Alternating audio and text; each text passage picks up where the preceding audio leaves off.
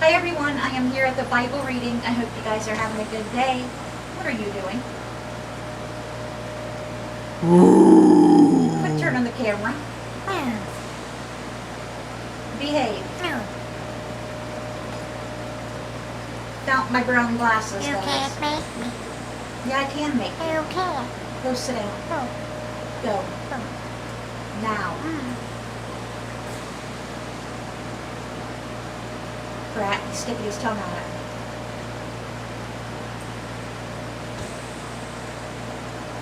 me. Today's the best day I've felt since before I got sick.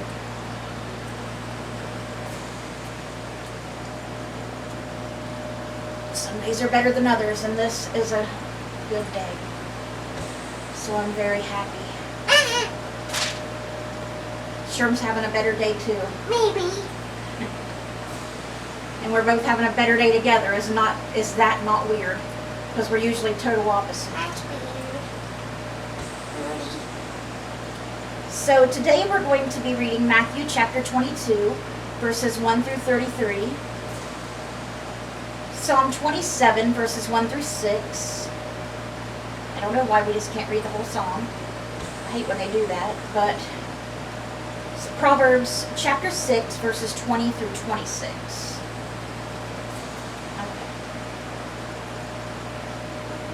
So let's get down here to Matthew and see what we were talking about today. We're talking about the parable of the wedding banquet. That's not one of my favorites. Paying the imperial tax to Caesar, I really like that one. Jesus really stumps them with that one. I love that. And marriage at the resurrection. All the parables are good, of course, because Jesus told them. But I think the parable of the wedding banquet is my least favorite one.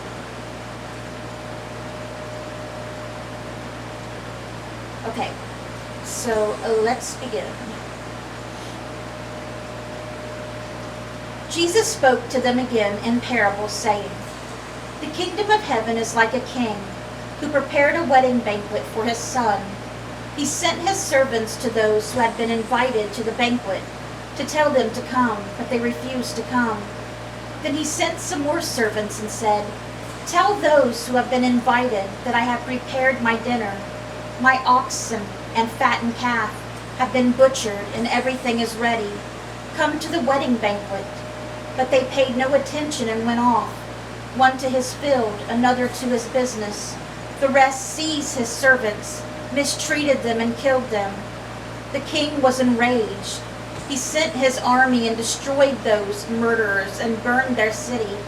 Then he said to his servants, 'The wedding banquet is ready, but those I invited did not deserve to come. So go to the street corners and invite to the banquet anyone you find.' So the servants went out into the streets and gathered all the people they could find, the bad as well as the good, and the wedding hall was filled with guests.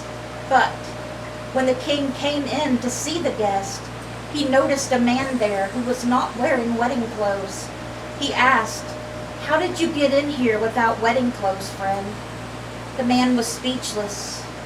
Then the king told the attendants, 'Tie him hand and foot and throw him outside into the darkness, where there will be weeping and gnashing of teeth.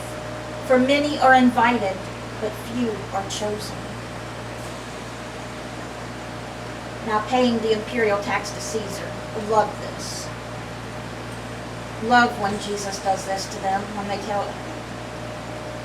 Oh, they have to be infuriated. They can never get Jesus one time. They can never stump him. He already knows what they're going to say before they say it anyways. But he's always one up on them every time. And they just got to be fuming. That's why they want him out of the picture so bad. They just can't win with him, you know. Then the Pharisees went out and laid plans to trap him in his words. To trap Jesus like they always did. They always tried to. They sent their disciples to him along with the Herodians. "Teacher," they said, "we know that you are a man of integrity and that you teach the way of God in accordance with the truth. You aren't swayed by others because you pay no attention to who they are. Tell us then, what is your opinion? Is it right to pay the imperial tax to Caesar or not? Trying to get him in trouble here, see? Because Caesar's the most important one in charge here.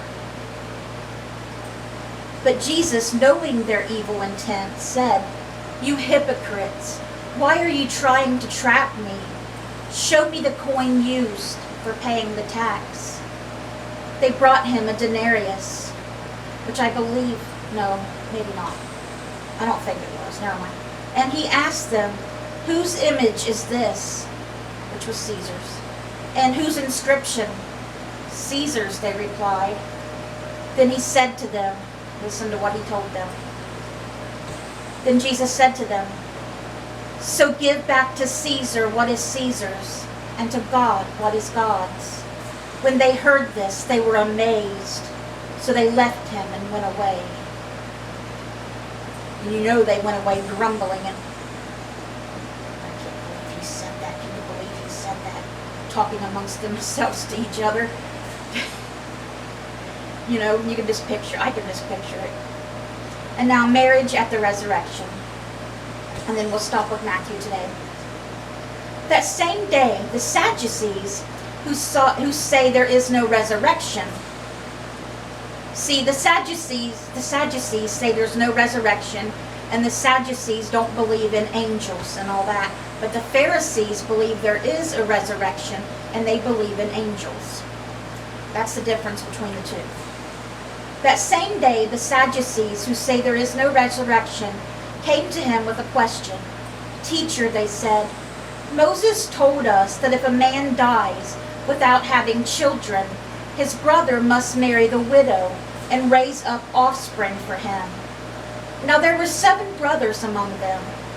The first one married and died, and since he had no children, he left his wife to his brother. The same thing happened to the second and the third, right on down to the 7th. Finally, the woman died. Now then, at the resurrection, whose wife will she be of the 7, since all of them were married to her?" What's that say?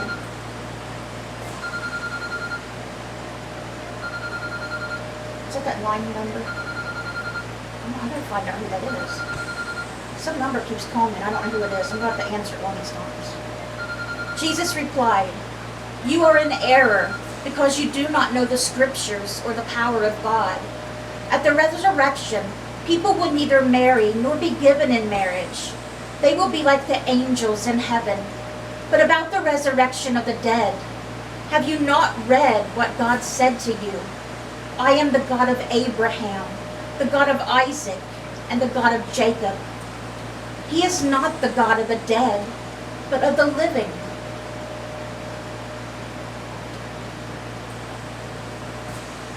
We're all going to love each other. We're all going to love each other equally. It's all going to be like one love. We're not going to love one person more than another like we do here on this earth. We're going to love each other all the same. It's going to be like one love. It's just going to be, everybody's going to love everybody the same. It's just, everything's going to be love. All it is love and happiness. That's all you're going to know. You're not going to know sadness, hate, dislike for anybody. It's just all going to be love. The same love for everyone. Not like, I like this person better than I like you. It ain't going to be that way like it is here on this earth. Totally different. Nothing but love and happiness. God will wipe every tear from their eyes. Remember that. Okay, so that's where we're going to stop with Matthew today. And today we're reading Psalm 27 verses 1 through 6.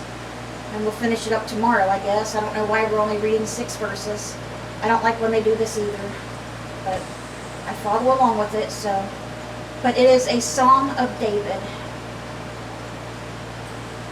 I think it's stupid when they only sometimes put like 6 verses on here and separate it for like 2 or 3 days.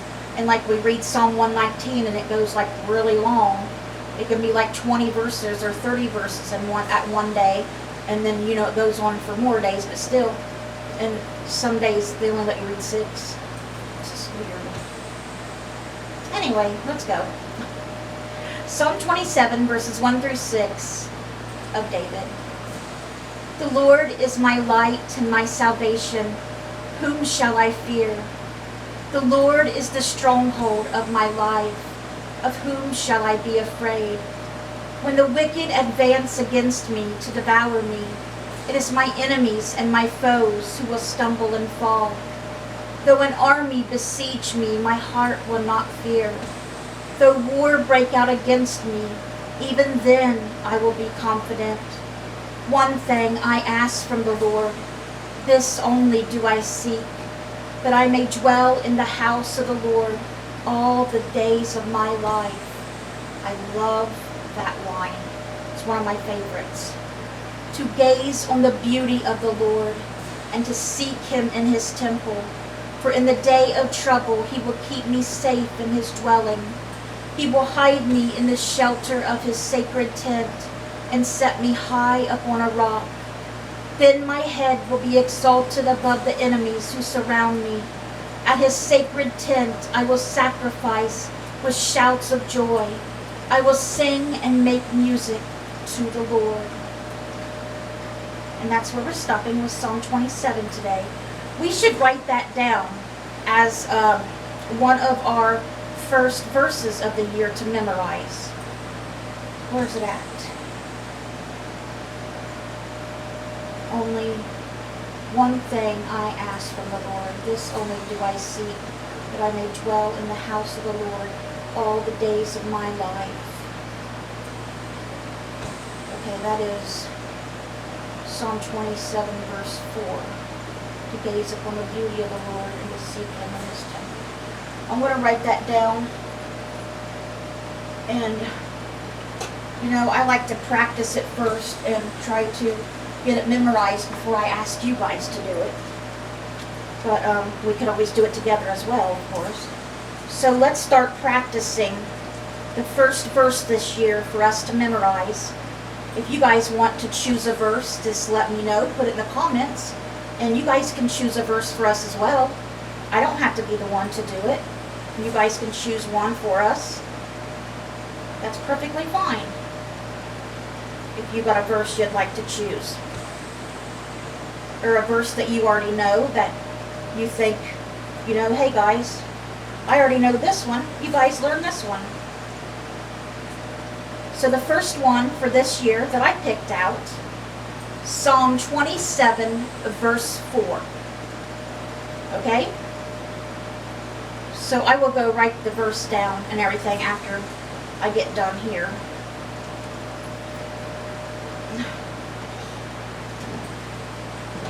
Get in there.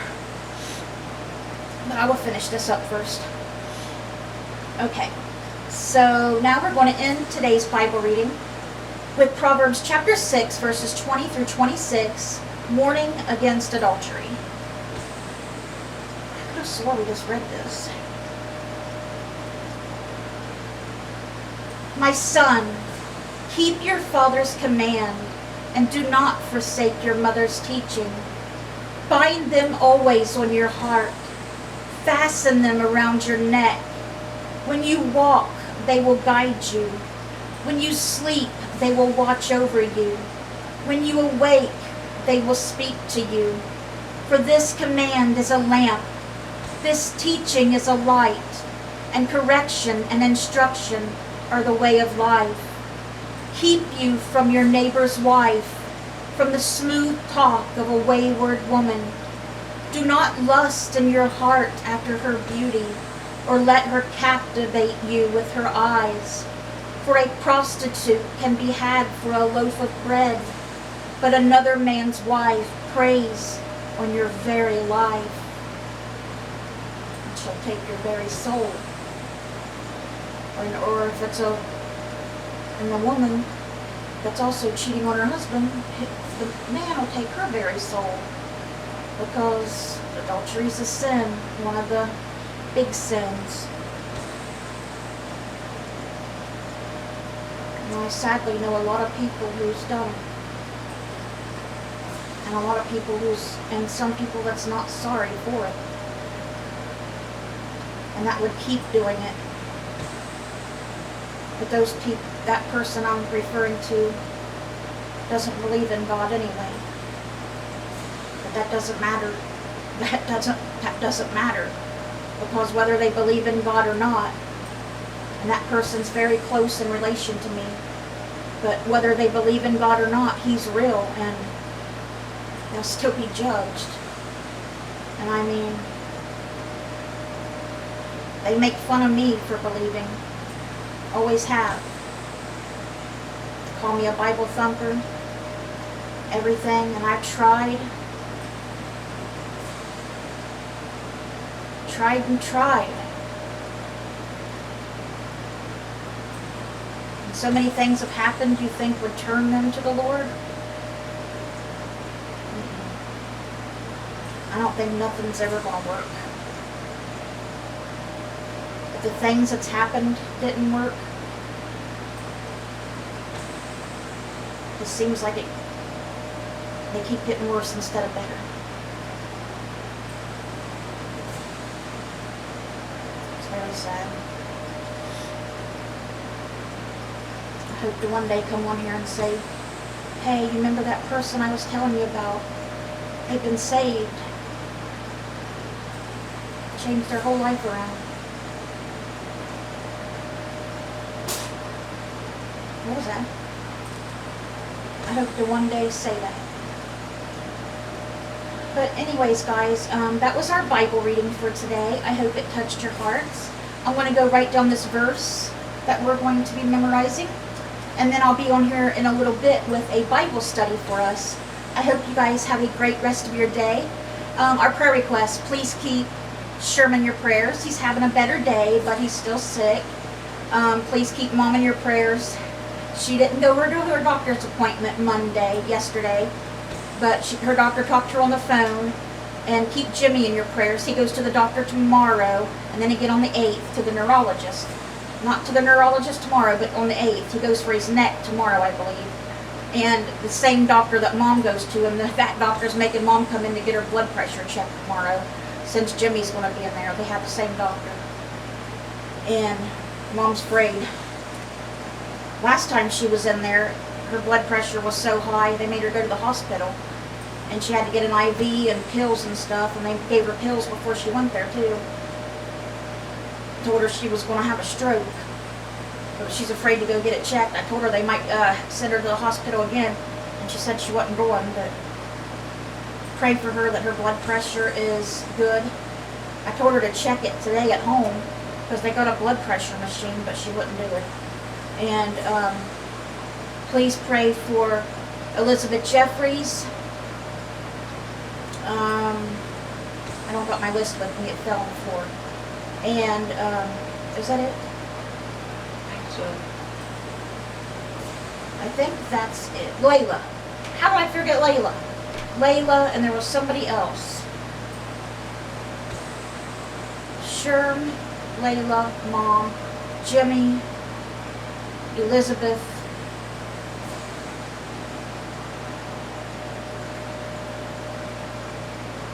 And please keep Judy Thompson in your prayers. I haven't heard from her in a while. I sent her a letter, so hopefully she'll write me back. She's supposed to have surgery, so hopefully I'll hear from her. And if I do have any updates, I'll let you guys know. But I hope you guys have a great rest of your day. Let's bring those souls to Jesus, and God willing, I'll see you guys again tomorrow with another Bible reading. Bye, guys. God bless.